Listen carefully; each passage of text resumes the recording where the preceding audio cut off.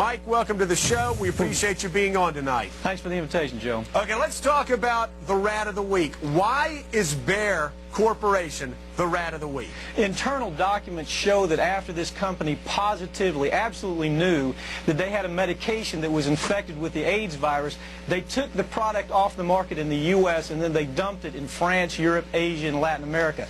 The medicine's called Factorate. It was an injection medicine that was used for hemophiliacs, mostly children. Children had been born with an incurable disease. Hold on, Mike. So hold on. So you're telling me that Bayer knew that this drug was infected with the AIDS virus. They yanked it from the market in America, and then they dumped it in markets overseas? They had to figure out a way, Joe, to make a profit on a product that they could not sell in America. So they made a huge profit. They dropped the product in Japan, Spain, and France. By the way, Joe, government officials in France that allowed that to happen actually had to go to prison for it. In America, not one corporate executive for this company has been indicted or even criminally investigated by our Justice Department. Why not? You're telling me that these people that dumped this AIDS-tainted blood in foreign countries, who killed children, have not been taken to task in the United States? It's worse than that. The U.S. government allowed it to happen. The FDA allowed this to happen.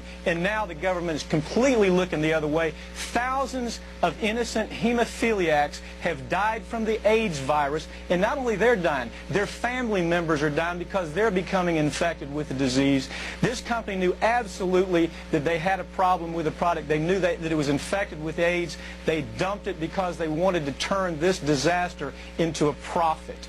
Mike, I want to read to you what Bayer told the New York Times about this scandal. They said Bayer behaved responsibly, ethically, and humanely. Decisions made nearly 2 decades ago were based on the best scientific information of the time and were consistent with the regulations in place. That sounds like a lot of legal mumbo-jumbo. Now, you say you have internal documents that show that they knew that this drug they were dumping was tainted with the AIDS drug? Or the AIDS virus? The documents show that there was no question that this company absolutely understood the risk, that they knew that it was contaminated. It wasn't a possibility. They knew it was contaminated. Americans were dying from the product before it was pulled off the market. The only reason it was pulled off the market is because lawyers found the documents and showed it to the government, and finally the government said, you can't sell it here, but then the government allowed them to dump it in Spain, France, and Japan.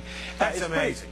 That's just amazing. Well, I want to read to you what the New York Times said, and this is an investigation that they also did, and they said the federal government was part of the problem while the Food and Drug Administration told the company not to ship the drugs overseas. The man responsible for the drug supply, quote, asked that the issue be quietly solved without alerting the Congress, the medical community, and the public. This is a cover-up, and our Congress is not doing anything. What should Americans do